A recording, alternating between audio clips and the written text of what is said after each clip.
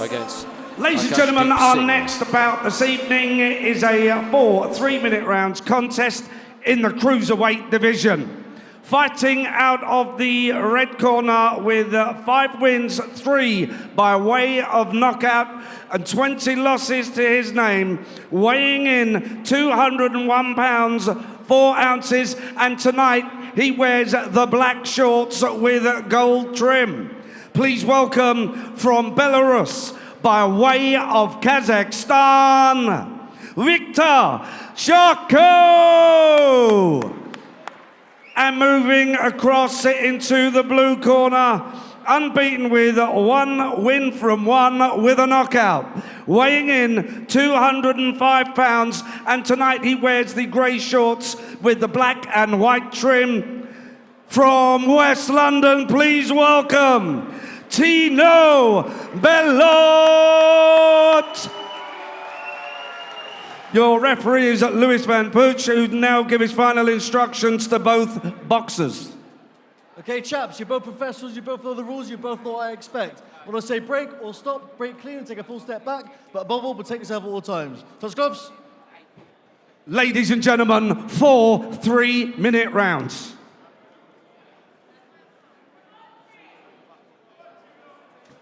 For the first round. At Cruiserweight then, 4 rounds. A newcomer in the pro game, Tino Bellot from the West London area, back over here in the East End of London at the York Hall Bethnal Green for the second time in 7 weeks. And he's in against a very experienced Eastern European, Viktor Chvarkou.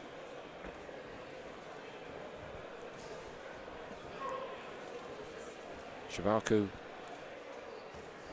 is a very tall man indeed and was able to step over the top rope on his way to the ring. Certainly enjoyed the moment on his way to the ring here. A little bit of a boogie to the disco music before he decided to walk out. It's often said on nights like this, Richie, that the opponent looks like he can box a little bit, but we don't know what happens when he gets clipped. No, we don't, and but look at his record, he's not really a big puncher either. You get a lot of Belarusian boxers and boxers from Kazakhstan, very well-schooled fighters indeed. The way they brought up through the amateur ranks especially, tough amateur careers, but they're all well-schooled boxers. And here, I think we've got one here in Chvarkou, who he seems well-schooled, Paul, but he probably lacks just a little bit of power. But we know he's tough. He's only been stopped 3 times in all the defeats that he's had, the 20. So he's well-schooled, tough kid, and can take a good shot also. So this will be a good test for Bellot, who at 22, he's the prospect. And we're hearing good things about him, 1-0 with 1 knockout at the moment. So this is a little bit of a step up in his second contest. But he's in against a non-puncher really, and that was an example. So 2 punches there just bounced off Bellot there. That was just a little reminder that Bellot does need to be careful nonetheless. As good a mover as he clearly is.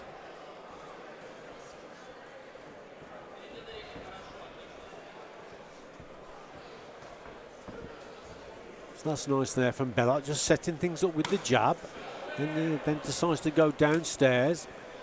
He's just got to throw a few more punches here and just get into this one a little bit more.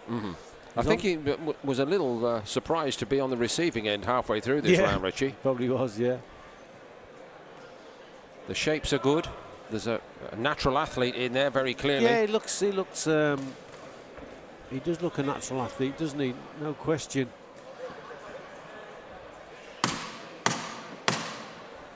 He spent a lot of this round following Chvarkou around. Chvarkou's made him reach quite cleverly for a lot of this opening round. Speaking of natural athletes, in addition to the one and only Richie Woodall, the man joining us in commentary duty tonight, Eko Esserman, the former British and Commonwealth welterweight champion. There were a few better athletes in the game in Britain than you. What do you make of the raw material here with Bellot? I think Tino took his time to assess what was in front of him to begin with. But then you started to see the little bits of flair coming out of him, and when he started walking down his opponent, you could see he was really trying to set about his shots. Like with me, it was something that I learned at probably the stage that he's at. Sometimes that aggression needs to be controlled. Sometimes just being stood in front of your opponent will draw out the shots that you want to counter, and it takes some learning how Corners, to do it. 10 seconds. Just very quickly, did you have that mindset always? I Seconds need out. to be the boss in these early pro fights. Round I'm always two. the boss. I'm always thinking that. Okay. Bellot seeks to be the boss here tonight. Grabs the center of the ring. Let's see, as Richie's pointed out, whether he can really make that jab his best friend in this fight and Chvarkou's worst nightmare. Some of the angles are good, Richie, aren't they? Yeah, Following I think that. he's got a bit of natural skill, hasn't he? But in that opening round, he just fell short with his punches occasionally. So he's got to use that lead hand and lead foot just to measure that gap and distance a little bit better, and then let the shots go. So he needs to throw more punches.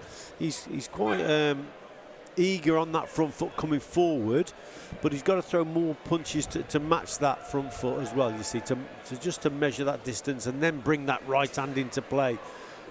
So he's falling short there. That was an example, just falling short. So he's got to set it up with the lead hand a little bit better. Crowd who would like to see him bring his best to bear and see what impact that does have on Chvarkou.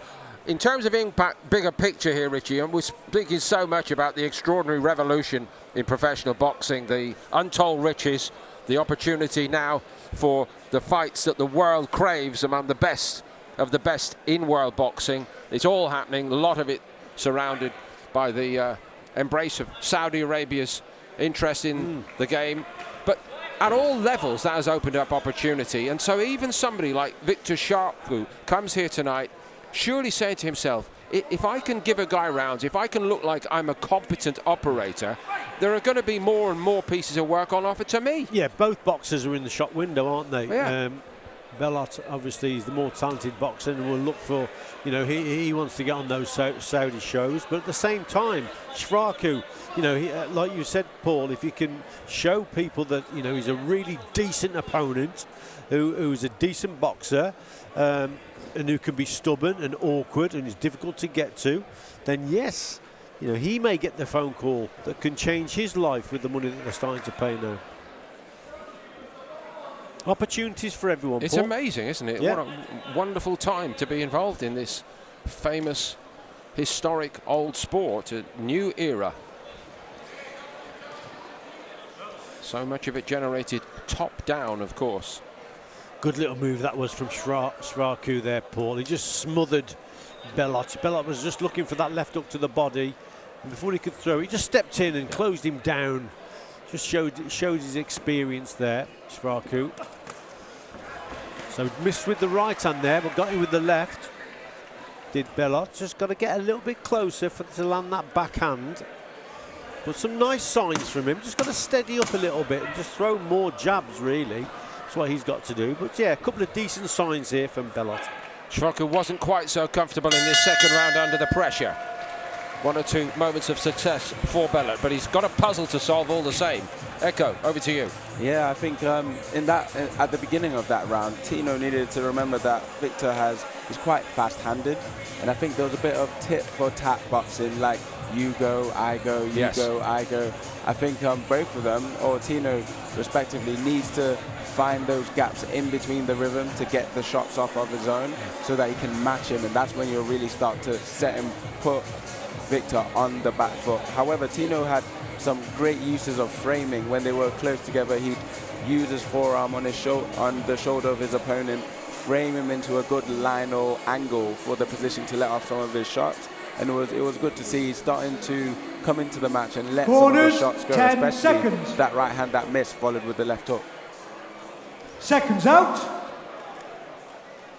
Terrific, Round Anno. Thank you very three. much indeed. So, 2 rounds gone. Chvarkou more than living up to his end of the bargain here tonight.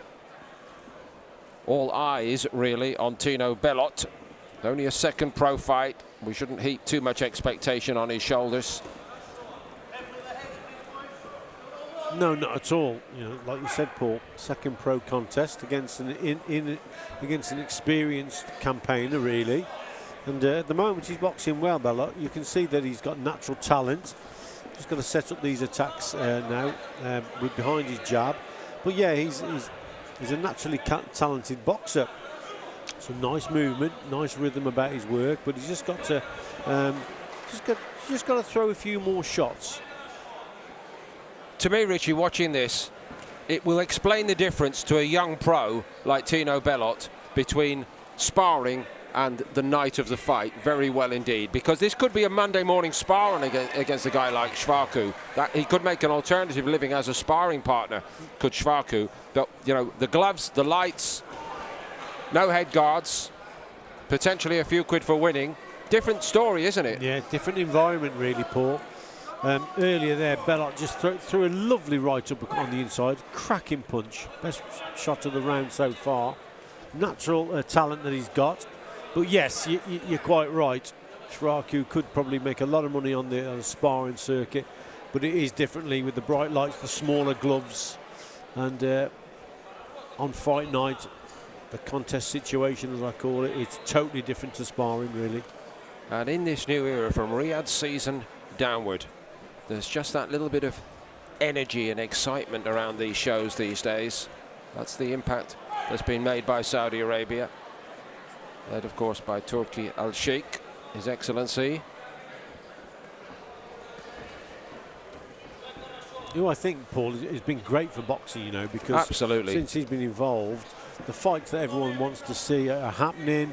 It's fantastic for the sport what Turki Al-Sheikh has done, and long may that continue, because yeah, it's great for the fans. You're seeing fights. Everyone is seeing the best against the best, and that's all we want. Absolutely. So yeah, it's tremendous. It really is. We've craved it for so long, but I think His Excellency's actions have had an effect all the way through the boxing environment. Bellot has taken 1 or 2 in this round again, and Chvarkou now does want to work him over a little bit. As I mentioned, he is a big unit. Brought his weight to bear on Bellot for a moment there. Yeah, he's proven awkward, isn't he, staying on the outside, and he's just trying to keep Bellot at bay with the odd jab here and there. But you can see the natural talent in Bellot, and you're always looking for a shot that's coming from him, really. As you may have spotted on the other side of the ring, Johnny Greaves, I mentioned a while ago tonight, is now hander upper in the home corner. Echo, how are you seeing it?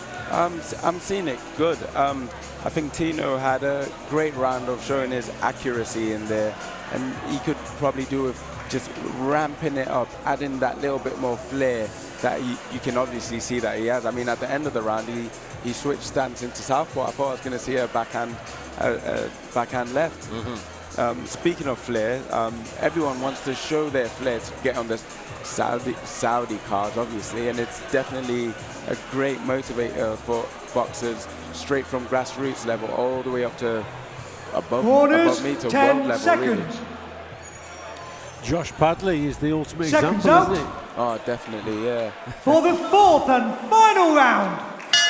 So the 4th and final round. Echo Esserman's own story is by no means over, incidentally. We're going to talk a little later with Echo about a brilliant fight we are hearing in the works for him in a couple of months. Let's just play this one out at Cruiserweight with Tino Bellot. A sharp, talented young boxer, fresh from the Dale Youth Amateur Boxing Club background. A gnarled older pro against Victor Chvarkou tonight. Yeah, so he's just got to watch here that Chvarkou is just trying to get up close a few times, just smother him. So he's got to watch out for that and maybe take the odd back step, Paul, and just adjust his feet and bring him onto the shots. So Chvarkou's doing a good job in that he's closing that gap down, smothering Bellot's work. So Bellot now has just got to keep working well with that jab and occasionally just adjust your feet and bring him onto the shots. That's what he's got to do. But this is good stuff now from Bellot. Changing to southpaw, so showing his natural skill and talent. Yeah, I like what I see. Yeah, he's thought about it. And the tempo the gear shift a little bit makes him look more impressive to me. And that's what Echo was talking about earlier, that he should be going through those gears, and quite rightly so. And yeah, Echo's right. He's looking good here now because he has gone through those gears a little bit more. We believe he is winning it, but I believe that the benefit of this is not going to be felt when he hears the bell. It's when he starts to look it over again, maybe as soon as next week, Richie, because what he's also doing is gathering in all the experience that Chvarkou's had, just even in fighting in the UK over the last 2 or 3 years. Tommy Fletcher, Arlo Stevens, he fought Callum Johnson twice, actually, Yeah. I believe. Tommy Walsh in his last contest in February, Yeah. on February the 15th. So yeah, he's an experienced campaigner. Only been stopped 3 times as well, remember, Paul. So he's as tough as they come, and he's a decent opponent. And again, a prospect like Bellot, it's a good workout for him. What, so early in his career, yeah. Definitely. He's had to think and he's had to work. Oh, there's a cut. I think there's a cut on his left eye, you know. There Bellot. is, Richie. I think Yeah, it's too late to be Yeah. having an That's impact in this unfortunate. fight, but depending on the severity of it, it might mean just a little lull Yeah. for a few weeks while it heals up. I'm almost in danger of trespassing on Johnny Greaves' area if I go on about that. Just jumping in there, Bellot, into that corner with that shot. You got to measure a little bit better with that lead hand. It's Going with that straight shot. That's better, you see. Moving with the jab rather than the hook. Let's at least say there was no panic when he obviously became aware that he was cut. They're having a good look at it immediately. Another little part of the tapestry in the rough trade of boxing. Coping with them. Robert Warren's already at work on it. Yeah, it was a great round from Tino. He started that round in a good short right uppercut to Victor as he kept walking forward. That would have zapped some of the air away from him. And also him going through the gears in that round was beautiful. You know, going through the gears will put the fear in your opponent because they won't like it and they won't know when you're going to do it, if you're going to do it again. And that's where the feints come in and help you to just throw them off before you really set about them. Louis Van Puch is calling them together. And Mark Burtis is very shortly going to deliver the verdict. Ladies and gentlemen, your referee scores the contest at 40 points to 36. The winner in the blue corner from West London, Tino Bellot. And please a round of applause for the brave and gallant Victor Chvarkou.